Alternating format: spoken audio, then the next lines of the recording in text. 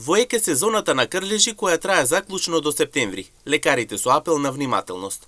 И покрај тоа што месец мај е одличен за прошетки и пикник, сепак е ризичен во однос на инсектите кои започнуваат да се шират низ природата.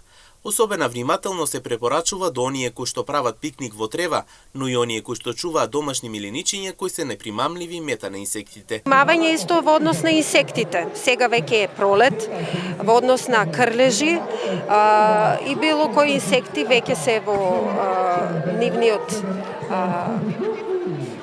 веќе е пролет, веќе се будни. Најважно е тоа, освен другите мерки и внимание најмногу со крлежите. Ако ве касне заразен крлеж, може да почувствувате симптоми како што се исип, чешање, црвенило, но и да не се појават никакви симптоми. Последицата на нелекуваната борелиоза е најтешката инфективна болест која може да се развие по убот од крлеж.